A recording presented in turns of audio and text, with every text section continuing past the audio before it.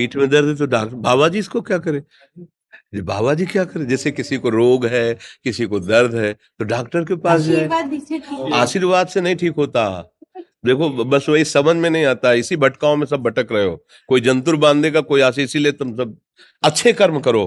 पूर्व के पूर्व कर्मों के पाप से हमें दंड मिलता है। अच्छे कर्म करो, नाम जप करो, माता पिता की सेवा करो, सद्भाव से चलो। अभी ये कर्म नष्ट हो जाएंगे, किसी से जंतुर बंधवाने की जरूरत नहीं, किसी से आशीर्वाद मांगने की जरूरत है। अब नाम जप ना करो, खाओ मुर्गा मांस, पियो शराब, करो व्यभिचार करो, तो बाबा जी आशीर्वाद दे दे तो कोई आशीर्वाद काम नहीं करेगा। दुर्गति होगी यहाँ भी और वहां भी। हमारी बात समझो।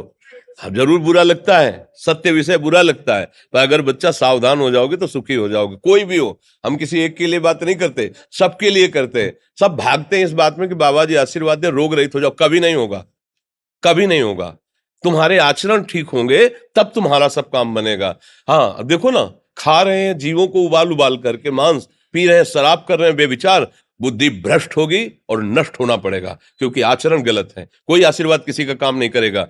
आप अच्छे आचरण करो, माता पिता की सेवा करो, परिवार की सेवा करो, समाज की सेवा करो, नाम जप करो। शरीर में कोई छोटे मोटे कष्ट आवे उनको सह जाओ, आगे चलकर आप देखो कि कैसी उन्नति होती, अच्छा होगा, मंगल होगा। इस ब्रह्म में ना किसी के आशीर्वाद से कुछ हो जाता है। हम आपको पक्की बात बताते हैं कि आज बाबा के यहाँ गए थे यार, पीठ में दर्द कम हो गया। ये तुम्हारा पुण्य लग गया, पुण्य बन गया, तुम्हारा कर्म। तुम आए ना यहाँ, तो जो जो पाग आगे धरे कोटिन यज्ञ समान, साधु दर्शन के लिए भाव से आए तो तुम्हारा वो रोग नष्ट होगा, तुम्हारे कर्म से नष्ट हुआ। तुम सत्कर्म किए ना, उससे कर नष्ट हुआ। बात समझो बच्चा, आप हमारे घर के हो सब। आशीर्वाद देने से हम कई बार कहा कि अगर तुम सुखी हो जाओ तो हम किसी से न मिले, चुपचाप अपने कमरे में बैठे केवल आशीर्वाद देते रहे सबको। लेकिन नहीं सुखी होगे, सुखी होगे तुम अपने कर्म से।